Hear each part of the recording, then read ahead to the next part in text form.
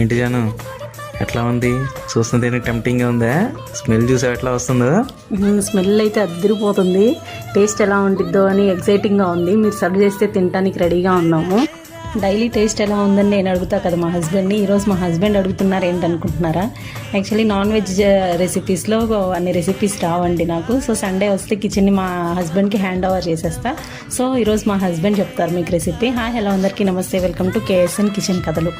ఇవాళ మన రెసిపీ వచ్చేసరికి పానీయంబడి చికెన్ బిర్యానీ. దీనికి ముందుగా 1/2 kg చికెన్ తీసుకొని బాగా వాష్ చేసుకొని పక్కన పెట్టుకోవాలి. అలాగే నేను ఇక్కడ బాస్మతి రైస్ తీసుకున్నారండి. మీరు కావాలంటే సోనా మసూరి రైస్ కూడా తీసుకోవచ్చు. ముందుగా ఒక ప్యాన్ పెట్టుకొని ఆయిల్ వేడి చేసుకొని చెక్క, లవంగం, ఇలాచి అలాగే బిర్యానీ ఆకు వేసుకొని బాగా ఫ్రై చేసుకోవాలి. తర్వాత 2 మీడియం సైజు ఉల్లిపాయలని బాగా ఇట్లా పొడవుగా కట్ చేసుకొని నూనెలో వేసుకొని బాగా ఫ్రై చేసుకోవాలండి. ఆ తర్వాత అది ఇట్లా గోల్డెన్ బ్రౌన్లోకి వచ్చిన తర్వాత మనం ఫ్రెష్గా గ్రైండ్ చేసి పెట్టుకున్న అల్లం పేస్ట్ వేసుకోవాలండి. ఆ తర్వాత దీన్ని బాగా ఫ్రై చేసుకోవాలి పచ్చివాసన పోయేదాకా. దాని తర్వాత ఇప్పుడు మనం చిన్నులపై పేస్ట్ వేసుకోవాలి. ఇలా ఈ రెసిపీకి కొంచెం అల్లం చిన్నులపై పేస్ట్లు సపరేట్గానే వేసుకోండి, టేస్ట్ బాగుంటుంది. అలాగే ఇప్పుడు ఈ స్టేజ్లోనే కారం తగినట్టు కారం వేసేసుకోండి. అలాగే 1 స్పూన్ ఉప్పు, ఆ తర్వాత కొంచెంగా పసుపు వేసుకొని బాగా మిక్స్ చేసుకోవాలండి.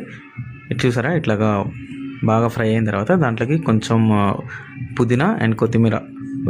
ఈ స్టేజ్లో కొంచెం డిఫరెంట్గా ఉంటుంది. ఈ టమాటా ఉంది కదా, ఇట్లా కొంచెం పెద్ద ముక్కలు కట్ చేసుకొని పెరుగులో వేసేసి పెరుగు టమాటా ముక్కలు ఒకేసారి ఇందులో వేయాలండి. వీటన్నిటిని బాగా ఫ్రై చేసుకొని లిడ్ పెట్టేసుకొని బాగా ఫ్రై చేసుకోవాలి. చూసారా, ఇప్పుడు ఓపెన్ చేసిన తర్వాత ఎంత బాగా చక్కగా మగ్గిపోయిందో. ఇంకొంచెంసేపు ఇలాగ మూత పెట్టుకొని మగ్గించుకోవాలి. ఆ తర్వాత దీంట్లోకి మనకి ఒక పెద్ద బౌల్లో వాటర్ తీసుకొని వేసుకోవాలి. ఇలా ఫస్ట్ వాటర్ ఎందుకు వేస్తున్నానంటే కొంచెం చికెన్ మునిగేంత వరకు వాటర్ వేసుకోవాలి. ఎందుకంటే ఎనీవే మన రైస్ని 60% సపరేట్గా ఉడికించుకుంటాం కాబట్టి దానికి తగినంత నీళ్ళు అవసరం లేదండి. ఇక్కడ చికెన్ మునిగేంత వరకు వాటర్ పోసుకుంటే సరిపోతుంది. ఈ రైస్ని బాయిల్ చేసుకోవడానికి ముందుగా ఒక ప్యాన్ తీసుకొని అందులో కొంచెం వాటర్ వేసి అది బాయిల్ అవుతుండగా కొంచెం కొత్తిమీర అలాగే కావాల్సినంత ఉప్పు అన్నీ వేసుకొని బాగా బాయిల్ చేసుకోవాలి. తర్వాత వాటర్ అట్లా మరుగుతున్నప్పుడు దీంట్లో మనం ముందుగా నానబెట్టుకున్న రైస్ని వేసేసి ఇట్లా 60% ఉడికిపోయిన తర్వాత చేత్తో పట్టుకుంటే ఇట్లా సగం విరుగుతుంది. ఆ టైంలో దాన్ని తీసేసి ఇట్లా బాయిల్ అవుతున్న చికెన్ గ్రేవీలో దీన్ని మొత్తం వేసేసేయాలి.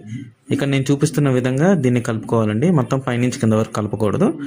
ఇట్లా అట్లా కడబెట్టి జస్ట్ అట్లా కదిలిచ్చారంటే ఈ పైన ఉన్న రైస్ అంతా లోపలికి వెళ్తుంది, అంతే చాలు. మనకేంటంటే మొత్తం కలవకూడదు. వానియంబాడిలో ఇట్లాగే చేస్తారు, అంటే తమిళనాడు స్టైల్ కొంచెం ఇట్లాగే ఉంటుంది.